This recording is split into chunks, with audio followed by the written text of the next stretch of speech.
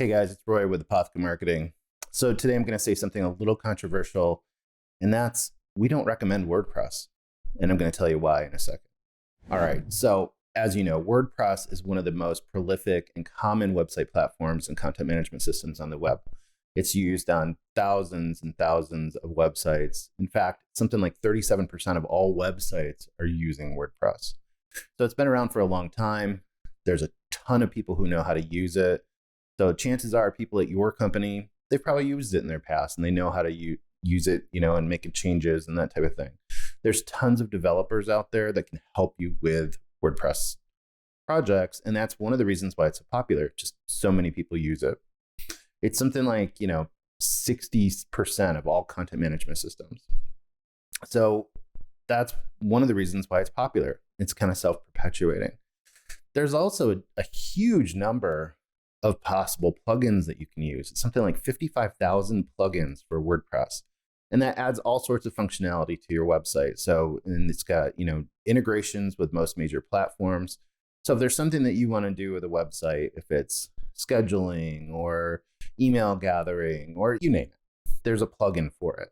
And there's also tens of thousands of themes. So from a look perspective, you can absolutely customize your website with just thousands of themes that are out there that we give the look and feel to start with to help you customize your site. And then from a customization standpoint, it's hugely customizable. If you have a good programmer or developer, or if you know HTML and the ins and outs of CSS yourself, you can go in and customize most themes and most websites and get it exactly the way you want it and get it looking, however your client wants it if you're an agency. But that's one of the cons as far as we're concerned with WordPress in general. Is one, it can be difficult to use. So a lot of people are familiar with it, but from a outside looking in, the ramp up time to using it is a bit more difficult than some of the other platforms out there. So it doesn't have the sophisticated WYSIWYG kind of drag and drop functionality that a lot of modern platforms have. And one of the cons that I see is it's both a pro and a con is the plugins. So the plugins are necessary for pretty much everything in WordPress. So if you want to do something as simple as take a page that exists on your website, copy it and duplicate it so you don't have to rebuild that page, it needs a plugin. If you want to back up your site, it needs a plugin. If you want to do pretty much anything on your site, you've got to go shop around and find a plugin. And like I said, there's 55,000 plus plugins, but who's developing them? You don't know. You don't know if that plugin's going to be around. So another one of the big cons that I see from a WordPress standpoint is the fact that not only do you have to find plugins for everything, but they're not vetted by WordPress. So those plugins can be developed by anybody. And it could be a company that goes away eventually or isn't updating their plugins to keep pace with potential security risks. Ultimately, those plugins and themes that you're buying from who knows developed it are a security risk to your site. They can get hacked. They can, be incredibly out of date so that they're just not functioning correctly anymore. So one of the big problems with WordPress sites is not only do you have all of these plugins by different developers, they are security risks, but you also have to update them. So if updates are available, you're constantly having to monitoring that, making sure they're updated, making sure they're not a security risk. If one of them goes away, if the developer goes away and they can't update it, now you have to go find another web plugin to make sure that it's working with your themes and all the other functionality. And sometimes that interdependency means that if one plugin goes away, you might have to go find a couple others that are going to work with the new one. So it causes a lot more development time and effort and management than we're willing to do for most of our clients. And, to be quite honest, when we come into a lot of new projects where a client has a WordPress website, there's inevitably a huge number of the plugins are outdated. The themes are often outdated. And, there's in some cases you have to rebuy the license. So that can get costly over time. And then, you're not sure that it's going to work, that the new version is going to be compatible with the website. So we've seen many times where we've had to go in, try to update all those plugins, replace them, and in some cases rebuild functionality on the site, which causes a big delay when ideally you're just going in to update content. And now you're having to redesign and re-implement portions of the website. From a security standpoint, we can't minimize how vulnerable WordPress sites can be. And it's largely, like I said, due to one, not updating the platforms, but also the need for having security plugins, which a lot of other sites don't need. Stats show that something like every 1 in 6 WordPress sites has been hacked or is vulnerable to hacking. We've run in this with our clients where we've seen a site, we've come in and their site's running slow or they're getting weird security warnings and it was hacked and being used as an email server to send out Viagra emails or whatever they were sending. So WordPress is, because of its ubiquitousness, there's so many of them out there, it makes an easy target. So if you're a hacker and you're going to focus on penetrating a site, it probably makes sense to try to penetrate a WordPress site. So they're going to look at those apps and vulnerabilities. They're going to want to go after sites that are the most vulnerable. We saw a recent statistic that said that more than 500,000 WordPress sites were compromised by attackers in just 2021 alone. So not to spread fear and not to spread anything like that. But the reality is that if you're not maintaining your site, which a lot of them are not maintained, obviously, they are a security risk. Another benefit that a lot of people like about WordPress sites is the cost. So, there's a million web hosting providers out there that you can get for $5, $10, $15 a month. The actual CMS itself, WordPress, is free. It's open source, right? And so you can theoretically start a website for as little as $5 a month. But that's not taking into consideration the price of additional plugins. If you want to buy a theme that's well made, that's responsive, that's actually maintained by the developer. And so you're looking at, in some cases, a couple $100 for a theme. If you want to add SEO plugins like Yoast and that type of thing, you're looking at licensing those. You're looking at licensing a lot of your plugins. So the entry level then for WordPress sites is relatively low. You can get a functional website for very little money. Now, as soon as you start adding the plugins and functionality and you start getting a lot of traffic, then it scales very quickly. And suddenly that very low entry dollar website for $5 might be $300 a month. And then every time you need to make a change that is a custom change, you might have to hire a developer to do it if you don't know HTML and that type of thing.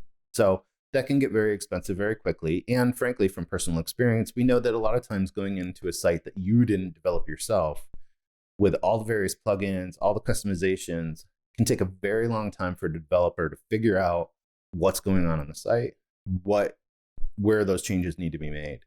And so there is a long learning curve if you're coming into a site that's been already built and just trying to figure out what was done and what needs to be changed.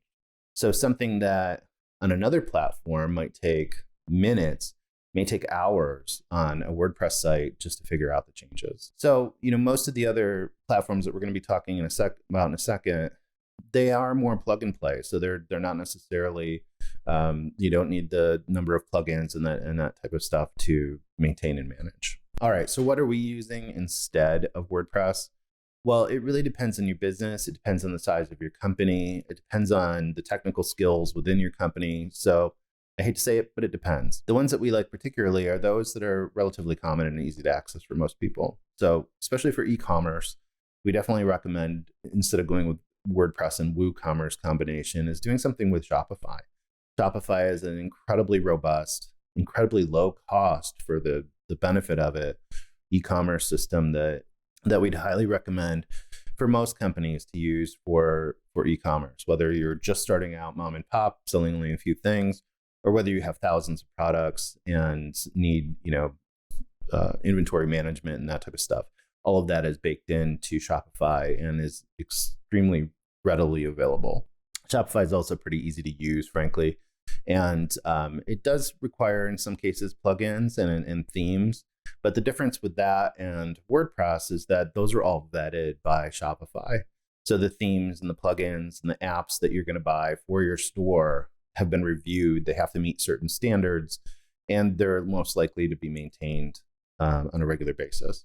Those that are free from Shopify particularly also integrate with lots of different stuff. So you can integrate with Facebook and integrate with Google Shopping and all sorts of different platforms, email platforms, and those are generally free. And so you get a lot of functionality without having to maintain those apps and update them regularly. The platform takes care of that for you. Another great entry-level platform is Wix. And I'm sure you've seen the ads for it. It's extremely easy to use. So it's one of those drag and drop websites. And it does get a little, people disparage it, especially in the industry, like, oh, it's not a professional platform. But it depends on your needs. If your needs are very simple and you are going to have your own company and your own people on your marketing team updating it and developing it and adding stuff, then you don't need to hire developers. So once the site is set up, as long as it's looking great, you can then maintain it yourself. And so, from an entry-level standpoint for small and medium-sized businesses that just need some basic functionality for their site, Wix is a good opportunity, good platform to use for that. Another one that a lot of people haven't necessarily heard of that we use for some of our clients is Duda. And again, it's drag and drop. It's extremely easy to customize. There's not a lot of plugins, but that is also a con, is that there's not a lot of plugins. So it's extremely easy to use. You can scale it to multiple sites very easily. You can copy sites very easily. So from an agency perspective, we use it for very simple sites that, we can copy. Say a company has 3 or 4 very similar websites that they need to use. So say like in property management or something like that. We can copy those sites and then customize them very quickly. So the time between start and finish of a project is dramatically reduced. The cost for our clients is dramatically reduced because it is so easy to use. Again, you don't have to worry about updates. You don't have to worry about plugins. You get SSL, you get all that kind of stuff all baked in. You don't have to worry about the hosting that's provided. So, all of that stuff that is potential security risk that you may have to shop around with and adjust and tweak on other platforms, you don't have to do with either Wix or Duda.